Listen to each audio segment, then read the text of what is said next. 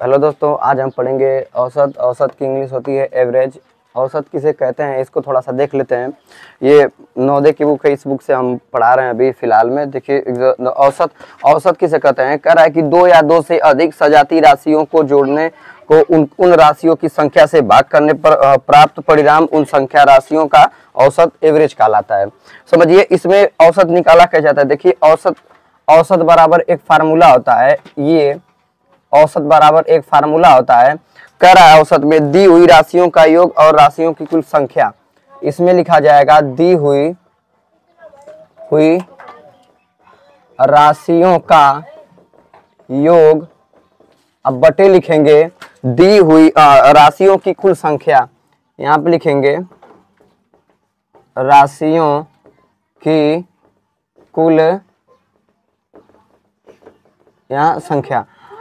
देखिए, हम औसत अगर हमें निकालना हो तो उसको कैसे निकालेंगे। औसत निकालने का एक नियम होता है। जैसे अगर आप चाहें तो उसको कर सकते हैं। इसमें रूल में जो दिया है, जैसे मान लीजिए x कोई नंबर हो गया, x1 लिखते हैं, x2 लिखते हैं, प्लस x3 लिखेंगे, प्लस x4 लिखेंगे, ऐसे ऐसे डॉट डॉट करके इनफाइनाइट तक जाएगा। अब उसके बाद यहाँ n, ये n जो होती है वो संख्या होता है, और ये जो होता है अगर किसी कोई नंबर दिया है तो उसकी वैल्यू होती है। जैसे मैं कहूँ तो एक सवाल देखिए, इसी फार्मूले पे एक सवाल है जो कह रहा है 5 और 3 7 2 8 और 9 1 का जो हमारा है औसत क्या होगा। तो इसको लिखेंगे कि 5 प्लस 3 प्लस 7 और प्लस 2 प्लस 8 प्लस 9 प्लस 1, और टोटल संख्या गिनेंगे कि संख्या कितना होगा। गिन लेंगे 1 2 3 4 5 6 7, नीचे क्या लिख देंगे 7। जब इसको हम प्लस करेंगे 5 3 8, ये 7 2 9, जो इसको जब प्लस करेंगे तो हमारा कितना आएगा, हमारा आएगा यहाँ पे 35, और बटे यहाँ कितना लिखेंगे 7। अब 7 से इसमें भाग दे देंगे, जो कटेगा कितने बार में जाएगा 5 बार में। 5 हमारा क्या हो जाएगा, आंसर हो जाएगा। तो औसत का एक सवाल है। देखिए, कह रहा है कि किन्हीं 11 संख्याओं का योग जो है 132 दिया है, तो इसका मध्यमान क्या होगा।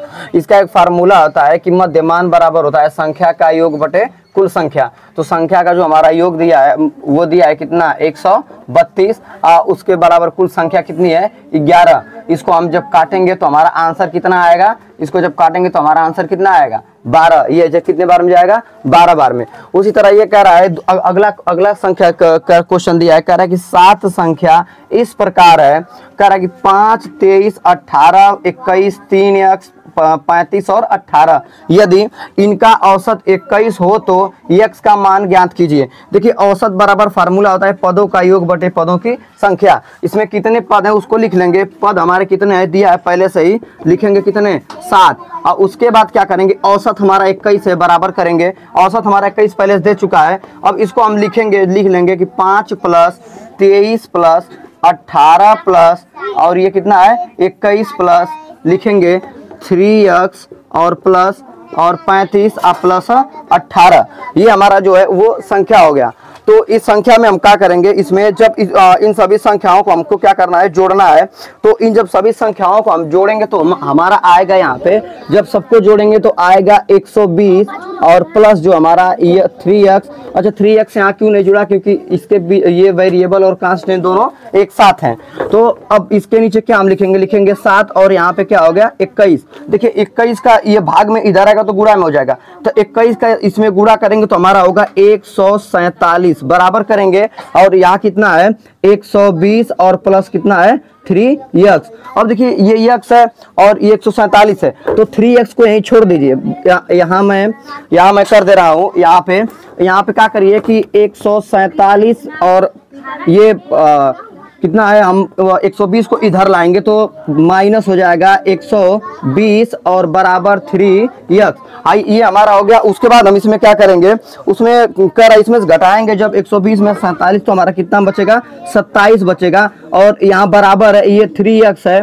तो अब हमको x की वैल्यू निकालना है, तो यहाँ लिखेंगे x, और ये 3 इसके बीच में गुणे का चिन्ह होता है, जब इधर आएगा तो भाग हो जाएगा। तो 27 यहाँ लिखेंगे, अब बटे कितना हो जाएगा 3, यानी कि 9। x बराबर हमारी वैल्यू कितनी आ गई 9। ये हमारा क्या हो गया, आंसर हो गया।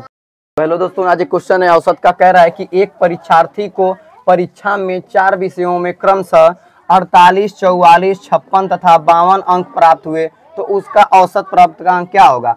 देखिए इसका एक फार्मूला होता है कि ऊपर की जो संख्या होती है उसको जोड़ करके जितनी संख्या होगी उसको नीचे क्या करेंगे, गिन करके लिख लेंगे। तो मैं यहाँ लिख दे रहा हूँ, कह रहा हूँ कि 48 और प्लस 44 और प्लस कितना है 56 और प्लस कितना दिया है 52। अब बटे कुल संख्या कितनी है 1 2 3 और 4, यहाँ 4 लिखेंगे। इसको जब जोड़ेंगे तो हमारा आएगा कितना 200, 200 बटे 4, इसको काट के लाएंगे तो आंसर कितना होगा 50। ये हमारा क्या हो गया आंसर हो।